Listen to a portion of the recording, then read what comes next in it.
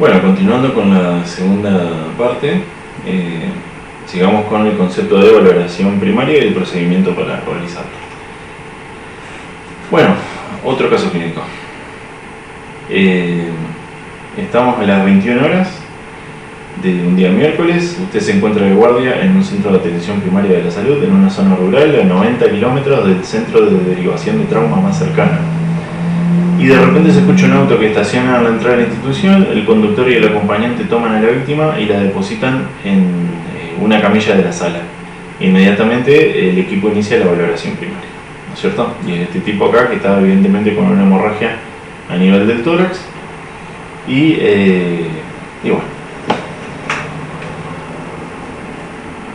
este concepto, el de la hora de oro, es muy interesante porque hace referencia a la importancia de implementar lo más rápidamente posible durante la primera hora justamente de producido el traumatismo, de aquellas medidas de reanimación que se describen en la valoración primaria, pero vamos a ver cuáles son, y que tienen el fin de aumentar las posibilidades de supervivencia durante el traslado hacia el centro de trauma.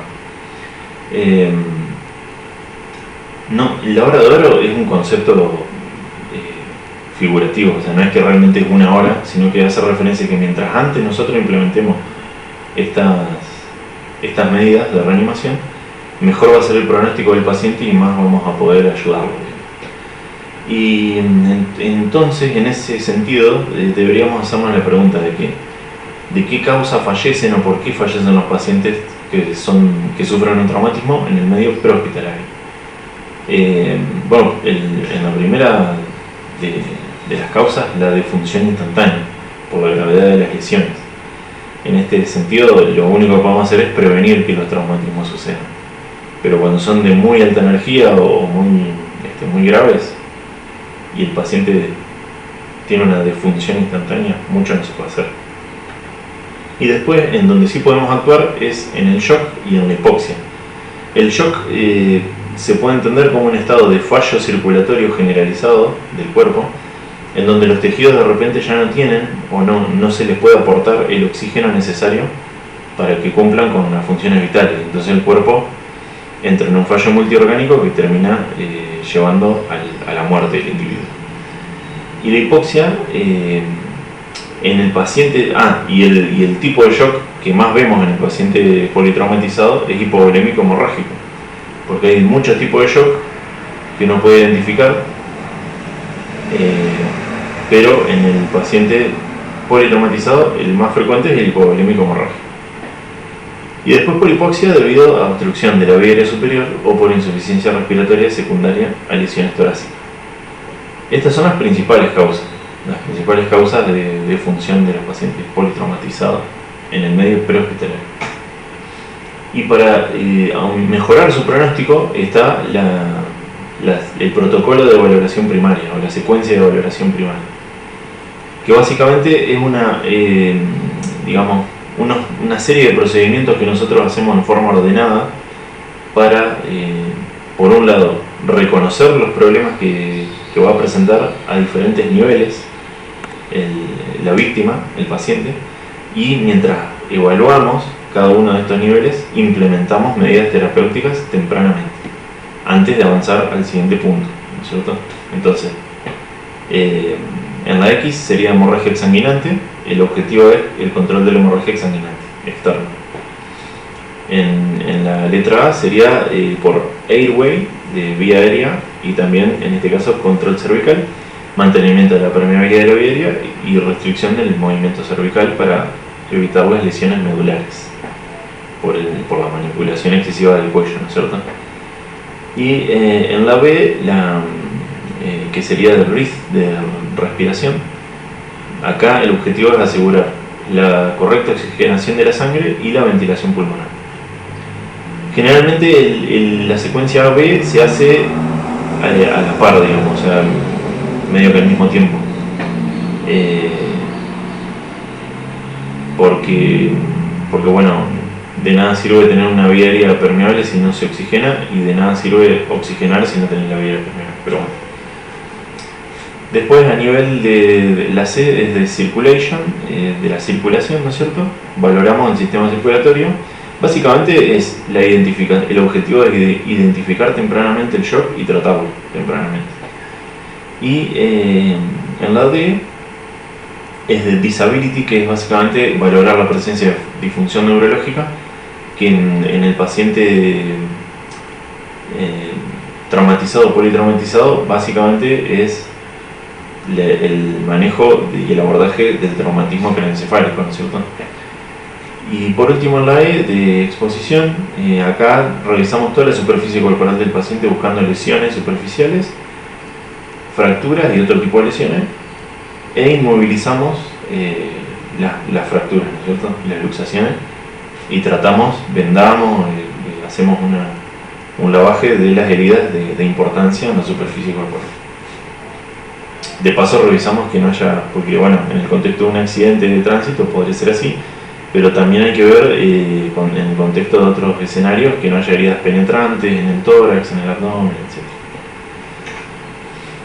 Siempre antes de revisar a los pacientes colocarse los métodos de barrera de protección personal, idealmente como el de la foto ahí con todos los elementos, pero si no que sea guantes y idealmente con gafas y barbijo, pero bueno.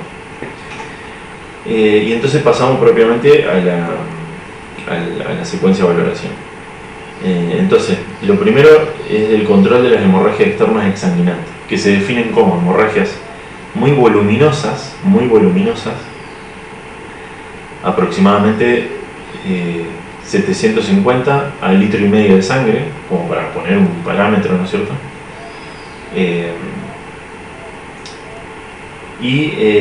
Bueno, tener en cuenta que no solamente son las producidas por cortes en las extremidades, sino que también puede ser una hemorragia que se produce a través de un cuerpo extraño empalado o en el cuero cabelludo, que aunque no parezca, en una zona muy vascularizada, y las grandes laceraciones del cuero cabelludo pueden generar grandes sangrados que inestabilizan al paciente. En el PHTLS, que como decía en la primera parte, el protocolo de manejo de trauma a nivel internacional, ellos con este algoritmo te recomiendan lo siguiente. Primero, que trates de contener la compresión directa con las manos y hacer un vendaje de presión, ¿cierto? Un vendaje compresivo sería. Si con esto vos lograste controlar el sangrado, entonces perfecto, continúas con la valoración primaria. En caso de que no hayas logrado controlar el sangrado, te fijas si son en las extremidades, en los miembros inferiores o superiores, y vos con compresión directa y vendaje compresivo, empaquetamiento de la herida y todo lo demás, no lograste controlar la hemorragia, es indicación de torniquete. Si estamos hablando de hemorragia externa exsanguinante. Si es una hemorragia pequeña, no. Y seguramente si es pequeña la vas a poder controlar con vendaje compresivo. Así que aplicamos el torniquete. El torniquete no solamente no está contraindicado, sino que debería utilizarse el torniquete fabricado para cumplir con tal fin, y no torniquetes caseros. Porque el torniquete fabricado, ¿no es cierto?, el vendido oficial, digamos, hace una compresión más homogénea del tejido que todavía es viable, y de esa manera se evita un daño excesivo al tejido viable, que después es de donde se va a... es el sustrato donde va a intervenir el traumatólogo para hacer el abordaje de la lesión, ¿no es cierto?, de la extremidad. Y usando torniquetes no oficiales, por ahí no se genera mayor cantidad de tejido, de lesión de tejidos viables, y también podés correr el riesgo de que no logren contener la hemorragia, ¿no es cierto? Ya vamos a ver cómo se aplican en un videito rápidamente, pero básicamente hay que entender que lo tenemos que colocar aproximadamente a 5 centímetros en sentido proximal, o sea, desde la herida hacia el tronco, y vamos lo ajustamos y vamos apretando el torniquete con la barra de metal hasta que corta la hemorragia, y ahí lo fijamos. En el caso de que el sangrado no sea en una extremidad y no podamos aplicar el torniquete, y con vendaje compresivo y todo eso no haya cedido la hemorragia, acá no, donde dice trompa está mal traducido, sería tronco, o sea, sería tórax, abdomen, cuello y región cervical y región encefálica. Ahí lo que podemos usar, lo que te recomienda el PHTLS, es agentes hemostáticos tópicos, que podría ser, por ejemplo, una gasa empapada con adrenalina o algún apósito comprado especialmente para eso, que favorecen la homeostasia del lugar, la hemostasia, perdón, del lugar. Es decir, favorece la formación de coágulos y la detención de la hemorragia. Y en segundo lugar, compresión directa. Y con esto, si cede, continuamos con la valoración primaria. Después vamos a ver un video donde, en la tercera parte, en la parte final, donde muestro técnicas de vendaje especiales en cada situación. Bueno, continuando con el manejo de la viaria y la estabilización cervical, siempre inicialmente inmovilizamos manualmente la cabeza del paciente colocando la región cervical en posición neutra, es decir, que no esté ni hiper extendido ni flexionado el cuello.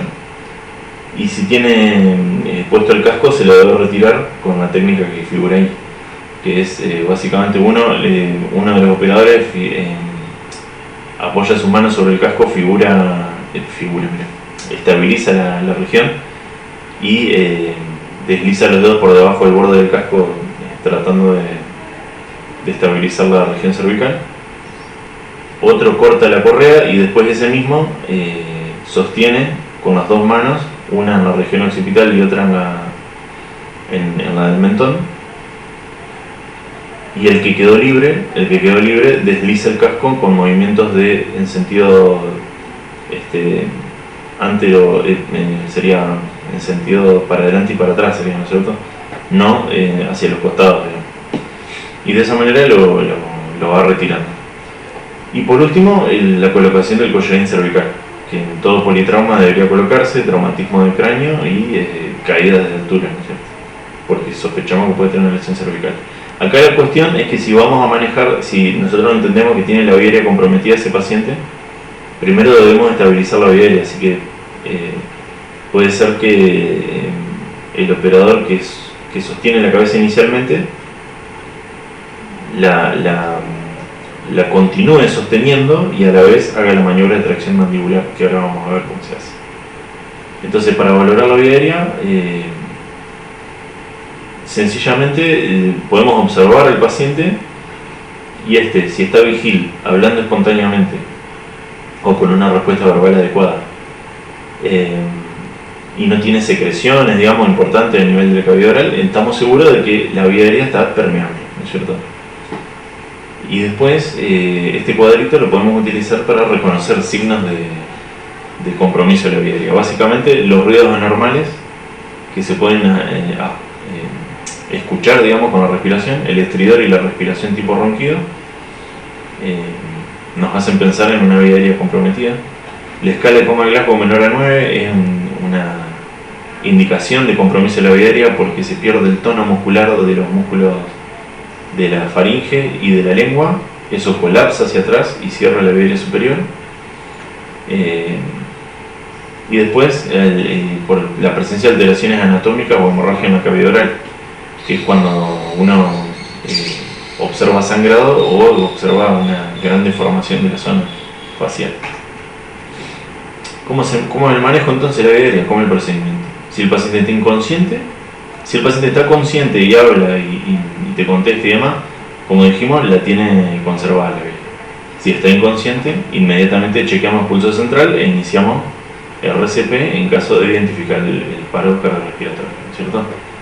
Independientemente de esto, realizamos la apertura manual de la viaria con maniobra de tracción mandibular. La maniobra de frente mentón está contraindicada. Y es de acá la maniobra de tracción mandibular, esta es la que muestra el rescatista con los guantes azules a la derecha. Básicamente, a la vez que sostiene la región cervical, apoyando las palmas de las manos en la región del cráneo, con los dedos pulgar e índice, el pulgar sobre el pómulo de la cara del paciente y el índice sobre el ángulo de la mandíbula. El ángulo de la mandíbula lo trata de elevar, ¿no es cierto? Haciendo una protrusión de la mandíbula, o sea, no sé si ven que quedan los dientes inferiores un poquito hacia adelante con respecto a los dientes superiores. Y entonces, otro operador, lo que tiene que hacer, otro rescatista, es abrirle la boca con los dedos y observar si hay secreciones o hemorragia importante en la cavidad oral, y en caso de que haya, realizamos la aspiración de la misma. Y posteriormente se puede colocar una cánula orofaringea si el paciente está inconsciente y no tiene reflejos nauseosos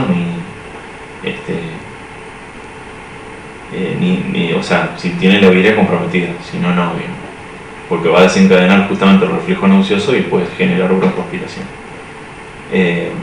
Y te fijas si tiene indicaciones de pediatría definitiva.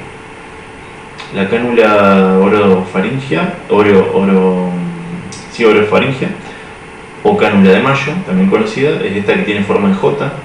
El primer paso es, abajo en la fotito se ve, ¿no es cierto? El primer paso es medir desde la comisura labial al lóbulo de la oreja el tamaño de la cánula, porque viene en distintos tamaños.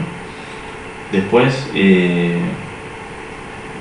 lo que hay que hacer es la zona cóncava, la apuntamos hacia el paladar, la introducimos, y a medida que rotamos la zona cóncava hacia la lengua, la empujamos hasta el fondo, y de esa manera queda colocada. Lo que hace la cánula orofaringea es mantener la lengua elevada, y de esa manera evitar que un paciente que esté inconsciente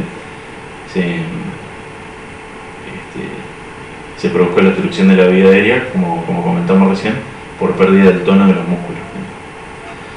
Y después, en la oxigenación pasamos a la valoración de la función respiratoria. En cuanto a la oxigenación y ventilación pulmonar, observamos si el paciente en primera instancia si ventila. En caso negativo, administramos ventilación mecánica asistiva con el dispositivo bolsa válvula máscara y con oxígeno 100%. Habría que ver por qué no ventila, si está en paro, si tuvo agotamiento de los músculos respiratorios. En caso de que ventile, contamos la frecuencia respiratoria, observamos la expansión torácica, si esta es simétrica, y saturamos con oxímetro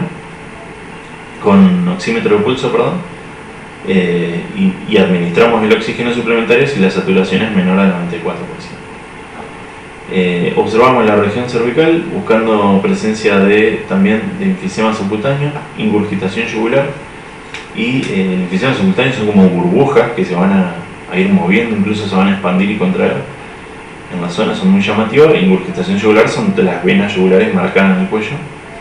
Y además tenemos que palpar el cuello buscando crepitación. Todos estos son signos de neumotórax a tensión, que es una de las principales tipos de lesiones torácicas graves que tenemos que tratar en el medio prehospitalario. Y por último valoramos el signo de dificultad respiratoria severa, ¿no es cierto?, que sería la tacipnea mayor a 30 o bradipnea por agotamiento de los músculos respiratorios, saturación menor a 90%, y peor todavía a pesar de que estamos administrando oxígeno suplementario, utilización de los músculos accesorios, tiraje intercostal, subcostal, supraclavicular, cianosis y alteración del sensorio, o sea, alteración del nivel de conciencia. Lo que vamos a usar en primera instancia para administrar oxígeno al 100% es el dispositivo de mascarilla con máscara reservorio. Lo conectamos a 15 litros y se lo aplicamos. Y si el paciente ventila adecuadamente. Y si no ventila adecuadamente, el dispositivo bolsa válvula máscara, o AMBU, también más conocido como AMBU. Después, acá en este cuadrito tenemos las lesiones torácicas que son graves y que siempre tenemos que ir a buscar, porque hay algunas en las que sí podemos intervenir para salvarle la vida al paciente o mejorar su pronóstico. Y ahí tenés el neumotórax, es lo principal. Hay que saber, el neumotórax es una continuidad o una abertura que se produce en la pleura pulmonar y o parietal también, donde se empieza a ocupar el espacio pleural, se empieza a ocupar por aire, y el pulmón comprometido de ese lado se empieza a colapsar, evitando obviamente la oxigenación y la ventilación adecuadas. Entonces este puede ser abierto cuando tiene una continuidad directamente con el ambiente, con el exterior, a través generalmente de una herida torácica por arma blanca o arma de fuego, o el empalamiento de algún objeto en un accidente. O puede ser cerrado, y el cerrado puede ser normotensivo o hipertensivo. Que la diferencia sería que el hipertensivo es que a medida que va pasando el tiempo se va aumentando de tamaño, y eso va a apretar o a comprimir las estructuras vasculares y el corazón, desplazándolos hacia el otro lado. Y eso genera inestabilidad hemodinámica y shock, un tipo de shock que se llama shock obstructivo. Los signos generales de neumotórax serían el enfisema subcutáneo, que son esas burbujas sobre la piel, debajo de la piel, que vemos, el dolor torácico tipo pleurítico y la abolición del murmullo vesicular con sonoridad a la percusión conservada, que eso es más del examen físico, ¿no es cierto? Que por ahí incluso entre el movimiento que hay en la guardia y el ruido, o en el ambiente prehospitalario o en el exterior, se puede confundir, puede ser difícil esto de ocultar y de percutir. Y después los signos de neumotórax de atención, además de todo lo anterior, vamos a observar ingurgitación yugular, desviación de la tráquea y signos de shock. En el neumotórax masivo, esto es cuando en vez de aire en el espacio pleural se empieza a acumular sangre. Vas a tener dolor pleurítico, también como en el neumotórax, abolición del murmullo vesicular, también como en el neumotórax, pero vas a tener timpanismo en la percusión y signos de shock, pero en vez de shock obstructivo del neumotórax, es un shock hipovolémico hemorrágico, que ya vamos a ver cómo es, porque se puede perder gran cantidad de sangre en el neumotórax. Y el tórax inestable es cuando se producen dos fracturas o más en una misma costilla, en dos costillas consecutivas, en dos costillas que estén contiguas o pegadas entre sí, ¿no es cierto? Y entonces lo que uno observa son movimientos paradójicos del tórax, o sea que durante la inspiración una porción del tórax se va a deprimir y durante la expiración va a sobresalir, o sea, va a hacer lo contrario a lo que hace el resto del tórax. Y además va a haber dolor localizado e inestabilidad y craqueo a la palpación. Por último, bueno, tenés la contusión pulmonar, que es como un hematoma dentro del tejido del pulmón por ruptura de vasos sanguíneos. Vas a tener dolor torácico, hemoptisis y estertores crepitante. En ruptura traqueobronquial, bueno, puedes tener estridor, hemoptisis y enfisema subcutáneo. Esto es importante en el neumotórax de atención. Lo que hay que saber es que podemos hacer algo por el paciente y es descomprimirlo. Tenemos que rápidamente hacerlo esto, que ya vamos a ver un videito bien claro de cómo se hace. Básicamente tenemos que rápidamente hacer una antisepsia, colocar un guante estéril y todo eso, y punzar con un Avocat conectado a una jeringa en el segundo espacio intercostal sobre la línea media clavicular, o el quinto sobre la línea axilar anterior. Y posteriormente aseguramos el catéter a una válvula de Englich o con un dispositivo cerrado de válvula unidireccional. Vamos a ver ahora el videito de cómo se hace. Lo tengo que acomodar.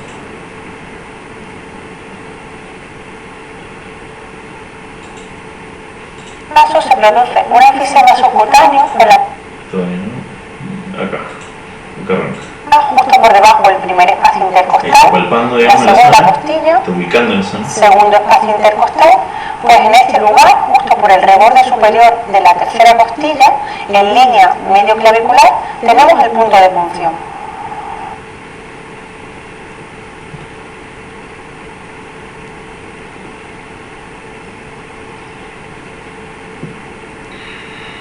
Cuando vayamos a conectar la jeringa con suero al catéter, tenemos que tener la precaución de quitarle este tapón. De hecho, si no, no va a conectar. Le quitamos el tapón, conectamos la jeringa y quitándole la funda ya lo tenemos preparado para pinchar. Vamos a limpiar un poco la zona con gasas con antiséptico, ¿vale? Y con guantes estériles vamos a realizar el abón en primer lugar.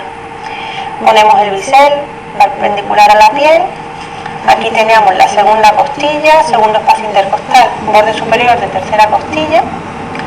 Realizamos el abón.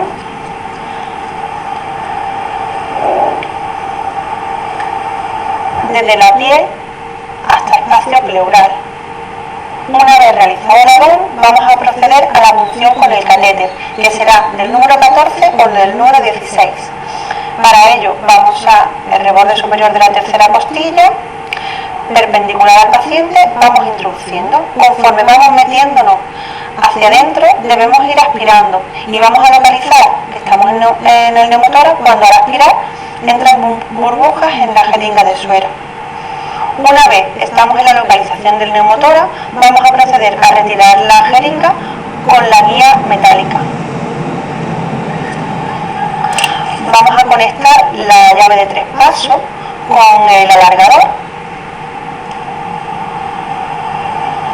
Una vez conectada la llave de 3 pasos con el alargador, conectaremos aquí la válvula de Hemis, en caso de que dispongamos de ella. Un método alternativo es poner, en vez de la válvula de Hemis, si no disponemos de ella, un dedo de guante estéril. Lo cortamos en los dos extremos y esto lo fijaríamos aquí al catéter con una seda. Le haríamos un nudo, ¿vale?, para que actúe de válvula unidireccional, de manera que cuando el paciente inspire no va a entrar aire porque se va a colapsar y al expirar permite la salida de aire. Otra opción es... Bien. Y después a esto habría que fijarlo al catéter este con cinta adhesiva para que no se mueva.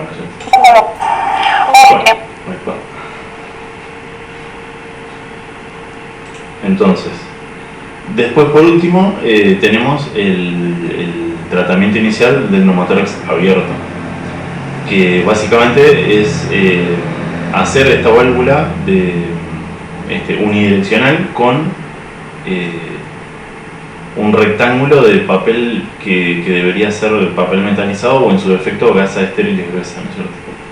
Se sella en 3 de sus 4 lados, preferentemente dejando el borde inferior libre, y de esta manera va a actuar también con como una válvula unidireccional. Y cuando el paciente inspire, eso se va a colapsar y va a evitar que el aire del entorno ingrese hacia un neumotórax, aumentándolo de tamaño.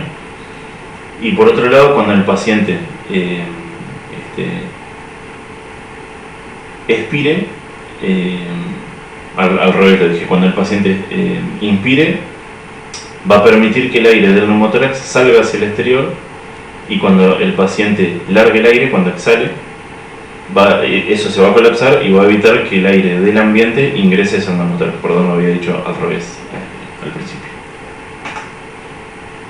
Y bueno, y por último, ¿cuáles son las indicaciones de una vía aérea definitiva? Que para empezar se entiende como definitiva a la colocación de un cilindro con balón expandido por debajo de las cuerdas vocales.